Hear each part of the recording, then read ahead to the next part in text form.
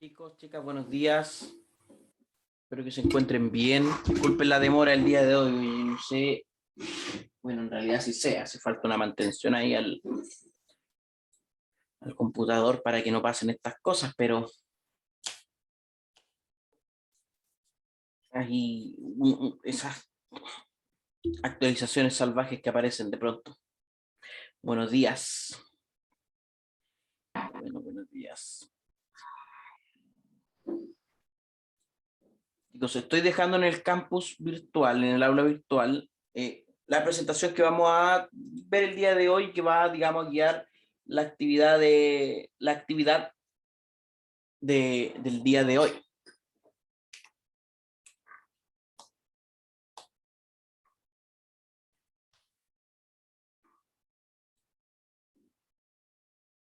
La actividad del día de hoy. Primero vamos a subir eso.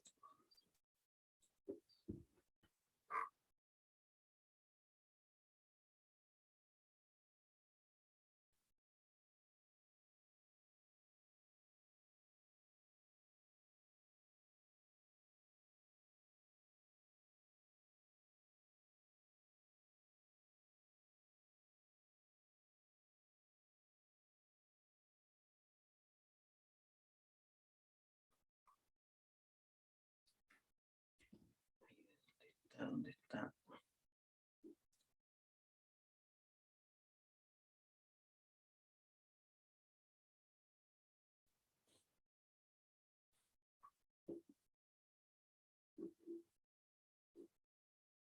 ¿Qué acabo de hacer?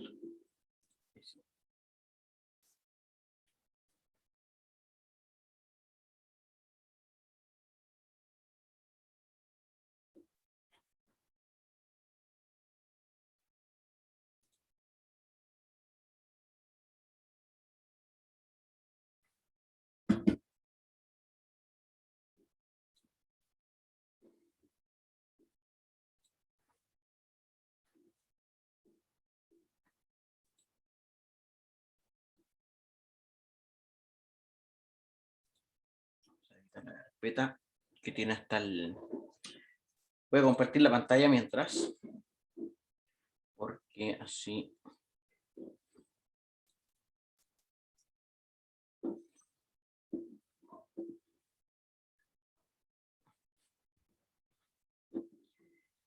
Esta carpeta tendrá este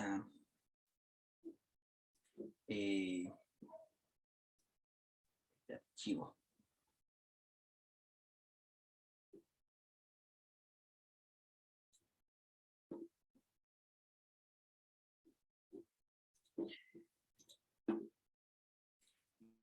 ¿Qué veremos hoy día? ¿Qué conversaremos hoy día?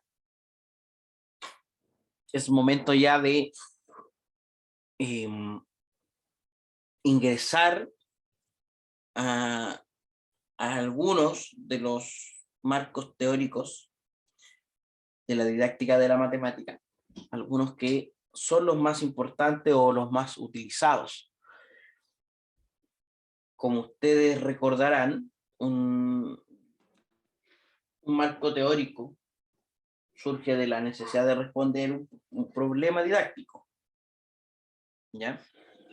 Y toman ciertas posturas sobre qué es el conocimiento matemático, cómo se transmite, cómo se adquiere, y a partir de eso, después, si yo tomo una postura teórica respecto a cómo se produce el conocimiento matemático,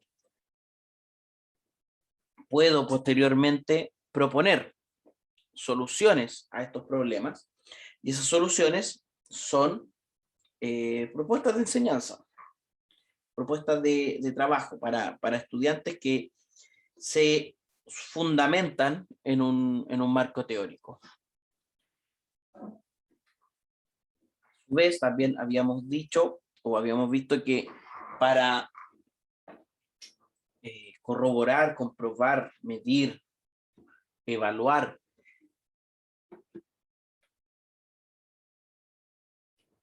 la efectividad de una propuesta de enseñanza, teníamos como una de las tantas metodologías de la investigación, pero es la que la que estamos utilizando en este curso, y una que yo también recomiendo bastante.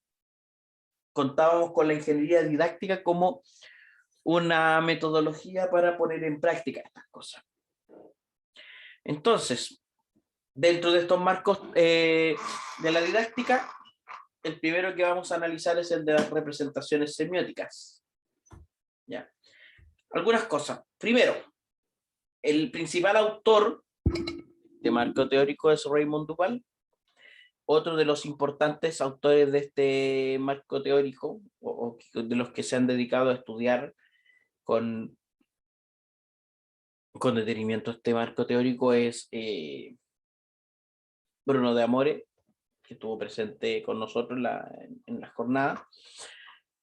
Pero para este pensador, para este teórico, el aprendizaje de la matemática es un campo de estudio propicio para el análisis de actividades cognitivas importantes como la conceptualización, el razonamiento, la resolución de problemas y la comprensión de texto. Obviamente, enseñar y aprender matemática conlleva que todas estas actividades, que estas actividades tengan un lenguaje natural o también un lenguaje de imágenes.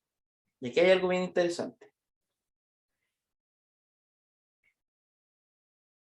Hay una pequeña línea, y más adelante también en la presentación se menciona, entre una imagen mental y una representación. Porque una cosa son los distintos registros de representación y de expresión, y otra cosa, no necesariamente distinta, pero sí, no exactamente igual, el de la imagen mental. Porque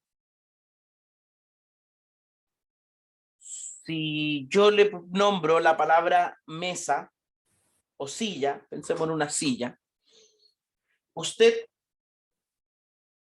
tiene en su mente la imagen mental de una silla. Esa imagen mental la puede dibujar. Hay una diferencia entre el dibujo, que es una representación, es una forma de comunicar, de expresar, y otra cosa es aquello que yo imagino. Entonces, un registro de representación, y aquí se menciona con un grado de, digamos, de forma bien explícita, también es un registro de expresión. Cada objeto, cada cosa, cada idea incluso, es propicia, sí, es propicia de ser expresada. Y para expresarla, para expresar algo, debo representarlo. Eso es un registro de representación. Los conceptos matemáticos no necesariamente son objetos reales. De hecho, desde esta postura ideológica, los conceptos matemáticos no son objetos reales. O sea, una circunferencia en los términos matemáticos no es real, no existe. No existe tal cosa como una circunferencia. No hay una circunferencia perfecta. Entonces los objetos matemáticos viven en el mundo de las ideas. Y ahí me gustaría hacer una breve encuesta. Me responden en el chat si tuvieron clases de filosofía en la enseñanza media, jóvenes.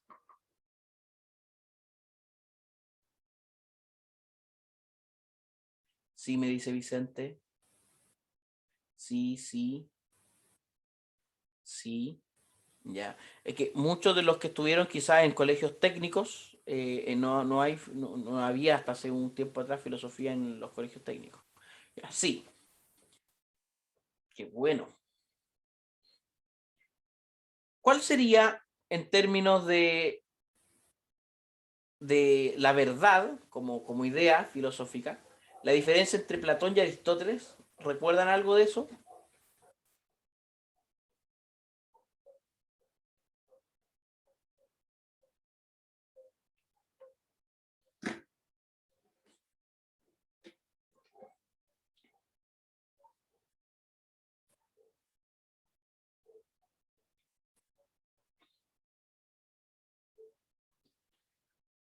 Eso se estudia en filosofía en la enseñanza media.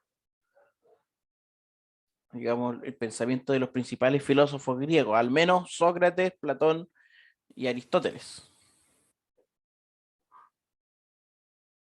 Bueno, para Platón y para Aristóteles la verdad estaba en lugares distintos. Ambos tenían posturas distintas uno de otro, siendo Platón maestro de Aristóteles.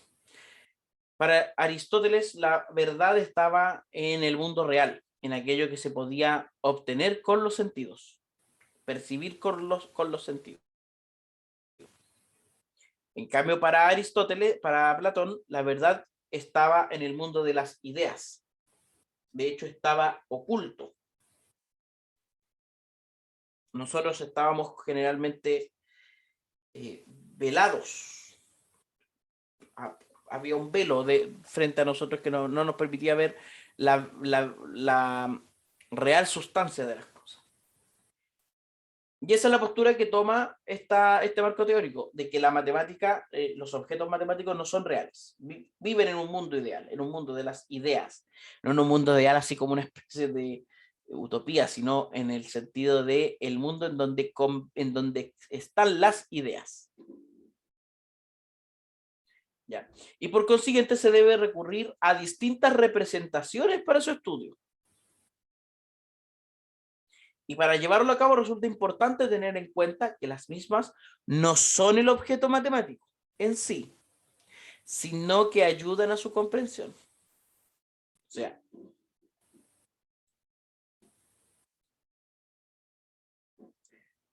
esto no es, esto no es la circunferencia. Es algo que me puede ayudar a explicar lo que es la circunferencia. Tampoco esto. Más si cuadrado igual a r cuadrado. Esta no es la circunferencia. Si yo digo todos los x, y en R2, tal que ocurre eso. No son la circunferencia. O sea, inclusive una fotografía de algo circular no es la circunferencia, no es el objeto matemático que con circunferencia, sino que la circunferencia es algo que vive en el mundo de las ideas. Importante eso. Entonces, enseñar y aprender matemática conlleva que estas actividades... no estoy acá arriba.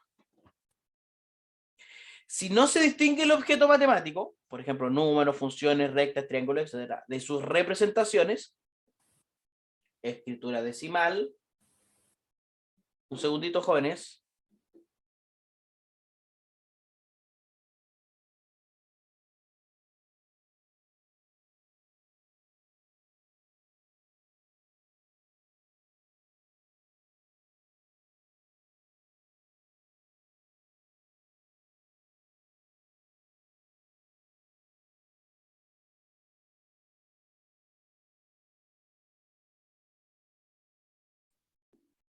Decía, si no se distingue el objeto matemático, por ejemplo, números, funciones, rectas, triángulos, de sus representaciones, escritura decimal, fraccionaria, gráficos, trazos de figuras, etc., no puede haber una comprensión matemática del objeto.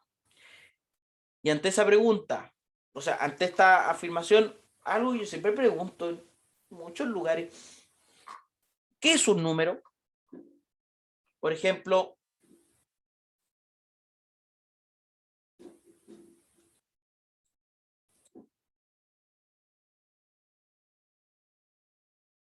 este es el número 2.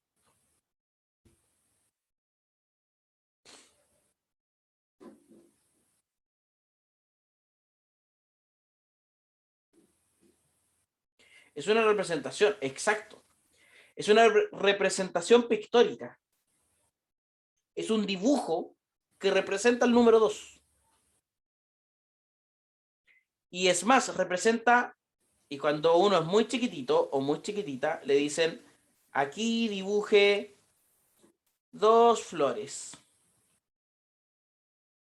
Me van a disculpar las flores, pero Con el ratón no soy muy bueno dibujando. Una flor.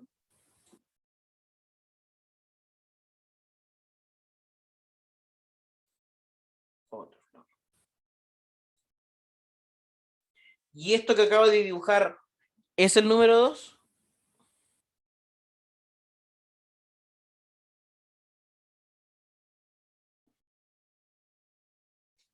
Tampoco lo es, ¿cierto? Tampoco lo es un conjunto que tiene dos elementos. Tampoco si uno dice así, este no es el número 2, o en números romanos. Y así hay distintas representaciones del número 2. Entonces, ojo con, o sea, aquí para esta teoría, el conocer estas representaciones y poder transitar entre ellas es muy importante. ¿Ya? De ahí viene, oye, voy a encender la cámara solo para contarle un chiste muy fome, pero ¿qué tiene que ver con las representaciones semióticas? Va un romano al bar y dice, deme 5 cervezas.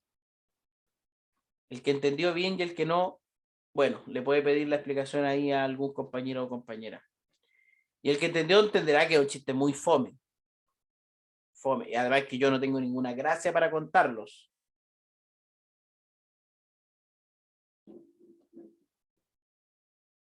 Entonces,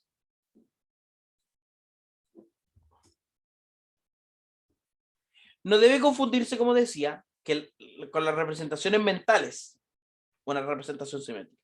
Es decir, el conjunto de imágenes y concepciones de un individuo que un individuo puede tener acerca de un objeto, una situación, y sobre todo lo asociado al mismo. O sea, usted, por ejemplo, del concepto de número, tiene una serie de ideas sobre el concepto de número, pero esas no son lo mismo que los registros de representación que tiene el concepto de número. Diferencia o concepto importante para esta teoría, o lo que uno llamaría en términos de la construcción de una teoría didáctica, un constructo, es decir, una idea que convive y que tiene su explicación en la misma teoría. Semiótica y noética. El interés fundamental para los investigadores en didáctica de la matemática. Usted, por ejemplo, es un investigador o una investigadora en didáctica de la matemática, o es aquello, o es eso lo que yo pretendo. O sea, que usted se transforme, se convierta durante el transcurso de este semestre en un investigador o investigadora. Es la adquisición por parte del estudiante, del alumno, del concepto matemático, lo que se denomina noética. El concepto matemático es la noética. Ahora, un concepto matemático, noética, tiene distintas representaciones semióticas. Ahora bien, no hay noética sin semiótica. Es la semiótica la que determina las condiciones de posibilidad y de ejercicio de la noética. No en el sentido de no ética, sino de noética, una palabra, no una palabra compuesta. Una cosa es el concepto matemático y otra cosa son sus representaciones. El pasaje de un sistema de representación a otro, o la puesta en juego simultánea de varios sistemas de representación en el desarrollo de una clase, no resulta para nada evidente o espontáneo para nuestros estudiantes. Súper importante eso. El pasar de una representación a otra, o el ponerla en juego en la clase, para ellos no es evidente. En matemáticas se habla de objetos matemáticos y no de conceptos, ¿cierto? Por lo tanto, el objeto matemático, por conceptualizar, no es un objeto real, no es una cosa, según el sentido de Aristóteles.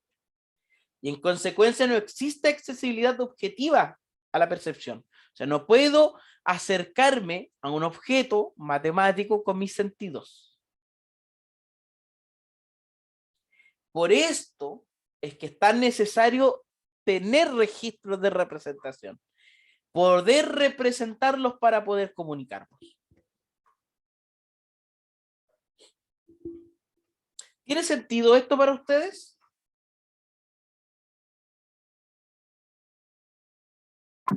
Profe, a mí el segundo punto no me queda.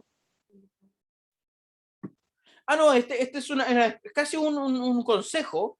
O sea, yo puedo como profesor, como profesora, determinar todos los muchos de los registros de representación de, por ejemplo, una fracción.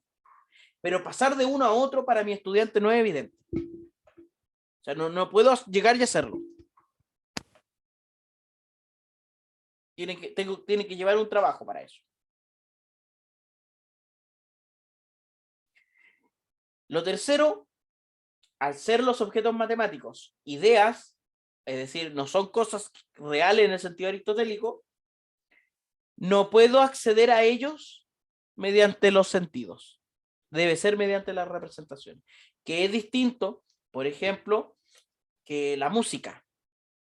Yo puedo mostrarle a otra persona con el sonido una canción, con un instrumento musical una canción, y mediante su sentido, el sentido del oído, el sentido de la audición, puede acceder a ese objeto. La cocina, la gastronomía, puedo acceder a ella o a los objetos que son parte, digamos, de esa disciplina con el sentido del gusto y del tacto quizás también y del olfato también. Pero en el caso nuestro, en las ciencias naturales también se puede acceder mediante los sentidos. Y si mis sentidos no me dan para acceder a ciertas cosas, puedo utilizar instrumentos que exacerban ciertos sentidos y que me permiten llegar a cosas que con mis propios sentidos no puedo llegar. Digamos, un telescopio o un microscopio. Pero es posible llegar con cierta ayuda a partir de los sentidos, el de la vista, por ejemplo. En el caso de la matemática, no es posible. Necesito registro de representación. Según Duval, entonces, la adquisición conceptual de un objeto matemático se basa sobre dos de sus características fuertes. El uso de más de un registro de representación, es decir, para Duval y para esta postura teórica, un estudiante ha aprendido un concepto matemático si al menos domina más de un registro de representación y entiende que son registros. La creación del desarrollo de sistemas semióticos nuevos se constituye en símbolo de progreso del conocimiento. O sea, adquiero registros de representación y además puedo construir registros nuevos. Quizás puedo imitar algún registro que ya conozca, pero puedo construirlo. Si yo puedo construir una representación de un objeto, quiere decir que comprendo qué es aquel objeto.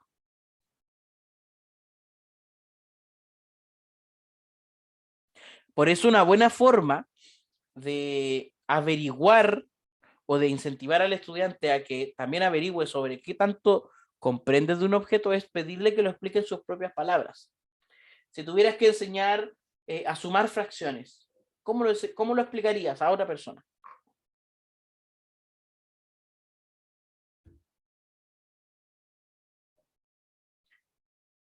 Representaciones semióticas y registros semióticos, ¿cierto? Según Duval, un sistema semiótico puede ser un registro de representación si permite tres actividades cognitivas relacionadas con la semiosis. La semiosis, el estudio de las representaciones. Primero, la presencia de una representación identificable. Segundo, el tratamiento de una representación, que es la transformación de la representación dentro del mismo registro donde ha sido formulada. Por ejemplo, amplificar o simplificar una fracción es un tratamiento del concepto de fracción dentro de la representación numérica. O sea, yo represento una fracción mediante un número, dos numeritos, uno sobre otro y una rayita en medio, ¿cierto? Si logro, por ejemplo, amplificar o simplificar esa fracción, lo que estoy haciendo es transformando ese objeto, estoy transformando esa representación dentro del mismo registro. Y la tercera es la conversión de una representación, que es la transformación de la representación en otra, de otro registro, de otro tipo, la que conlleva la totalidad o parte del significado de la representación inicial. Por ejemplo, si a partir de la fracción 3/4 yo puedo dibujar 3/4 de un pastel, por ejemplo. Un contenedor con agua, pinta hasta 3/5 de agua sobre este contenedor. Ahí estoy pasando de un registro a otro. Y a eso se llama conversión.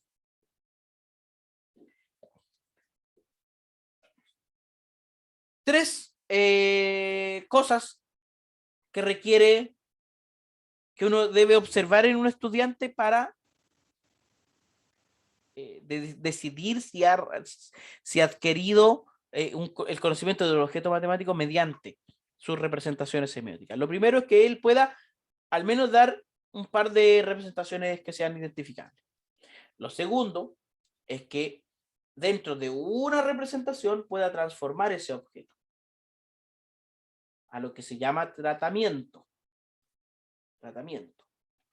En el mismo registro, por ejemplo, en el registro gráfico, puedo construir, no sé, pensemos si estamos representando rectas en el plano. Las rectas en el plano, por ejemplo, tienen una representación algebraica, que son ecuaciones de dos variables en primer grado. Esas son ecuaciones de la recta. Y también tienen una representación gráfica, la serie de puntos del plano X, Y, tales que cumplen con la ecuación. Ahí tengo dos registros de representación. Transformar dentro del registro, por ejemplo, algebraico, sería pasar de la ecuación de la forma ax más bi más c igual 0 a la ecuación y igual a mx más n, por ejemplo. Pero convertir, la tercera parte, la conversión, sería pasar de uno a otro, que a partir de la gráfica yo puedo obtener la ecuación y a partir de la ecuación puedo obtener la gráfica.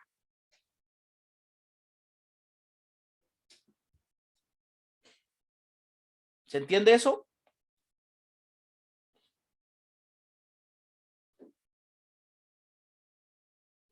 Super. Tipos de registro. Algunos registros. Por ejemplo, el lenguaje algebraico, las ecuaciones, las funciones son un tipo de registro. El gráfico, el registro gráfico. Registro pictórico, que no es lo mismo que registro gráfico. Gráfico en el sentido R2 o R3. Pictórico, por ejemplo. Vamos aquí a hacer una diferencia entre estas dos. Una cosa es que yo diga, mira, aquí tengo el plano cartesiano y tengo esta recta y esta recta que son paralelas. Y una cosa es que yo diga, mira, dos rectas paralelas son así. Fíjate que representan el mismo objeto, pero con niveles cognitivos distintos.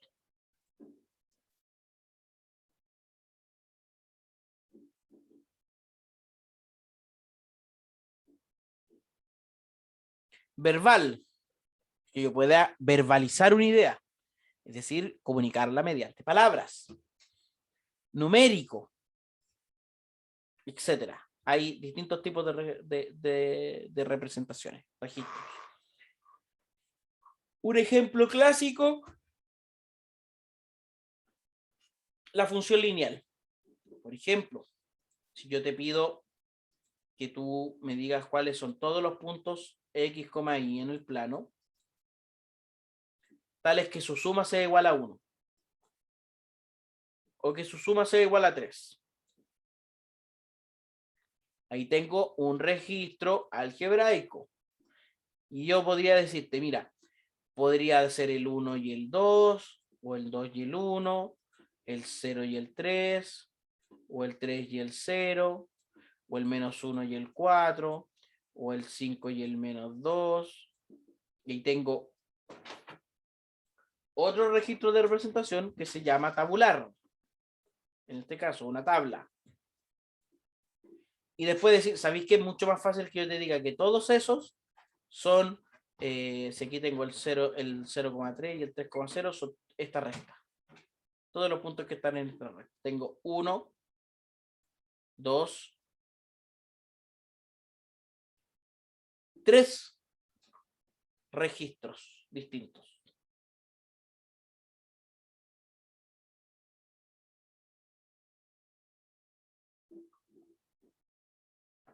Entonces, una pequeña actividad, pero esta la vamos a hacer a la tarde.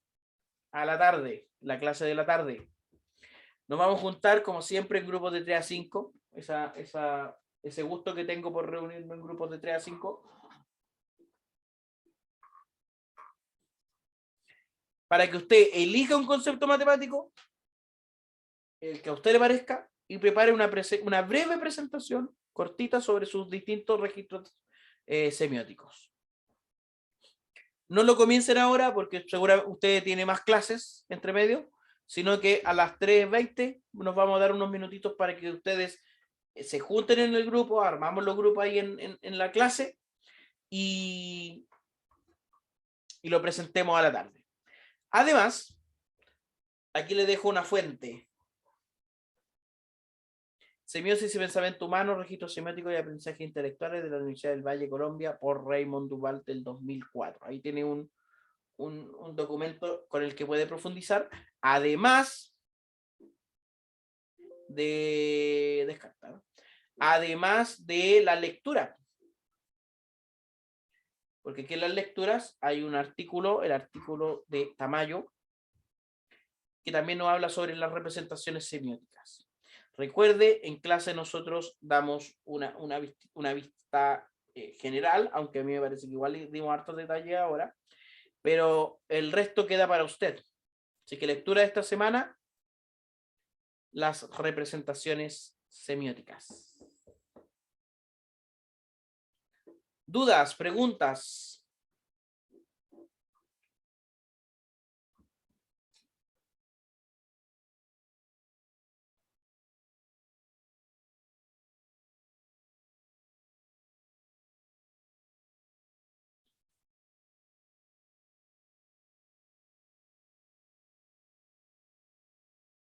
Jóvenes, entonces, fundamentos, nos vemos a las 3:20 el día de hoy. Cuídense, pórtense bien. Está la lectura en el aula virtual y está la presentación en el aula virtual.